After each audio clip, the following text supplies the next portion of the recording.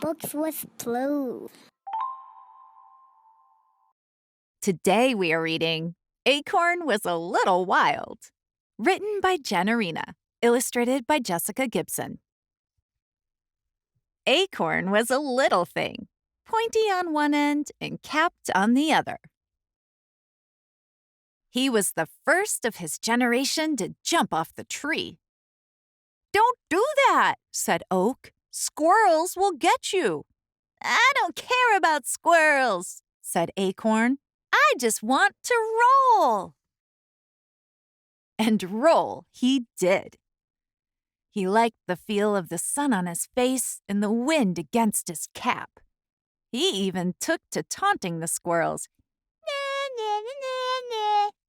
Sure enough, just as Oak had warned, a squirrel got him.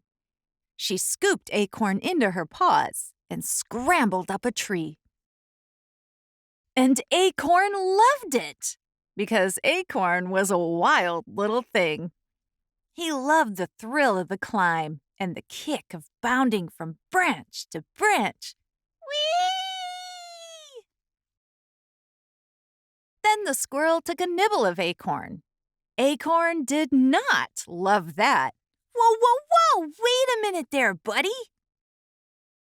Before the squirrel could nibble more, a dog came along, and the dog and the squirrel barked back and forth until the squirrel forgot all about Acorn and dropped him.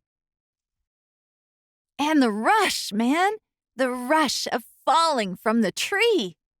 It was even better than when Acorn had jumped that first time from Oak.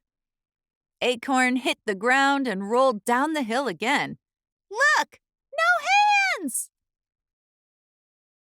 He sat in the grass for days and days, and the rain came and pounded on his shell like a good Swedish massage, and Acorn loved that, because Acorn was wild that way.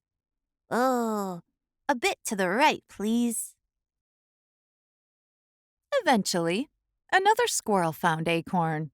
"Let's go, go, go!" Acorn cheered. "I want to feel the wind against my cap." But the squirrel didn't carry him up a tree. The squirrel took Acorn and buried him deep in the ground. And that was no fun at all. But after a while, Acorn noticed cool things going on down there. The worms were so chill, wiggling around and tickling him as they passed. And Acorn laughed when they did, because even underground, Acorn was still a little wild. Acorn had a lot of time to think in the dark. He felt as if he was changing. He didn't quite understand, because he'd been the same wild little Acorn for so long.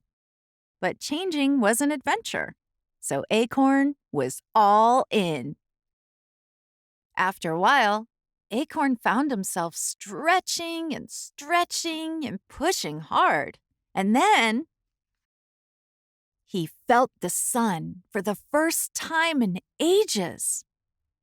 Acorn had grown out of his cap and popped right up through the ground. And it was so cool. He liked it so much, he put down a few more roots and kept on growing.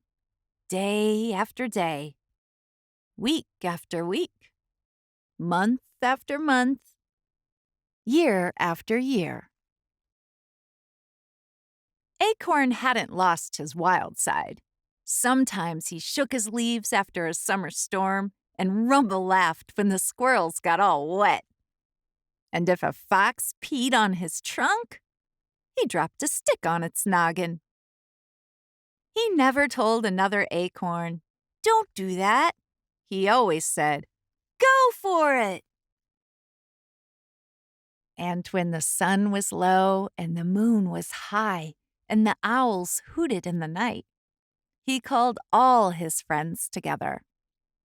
And he loved every minute, because Acorn was an oak, but still a little wild inside. Thank you for reading with me. Come back soon. Don't forget to like and subscribe to Books with Blue.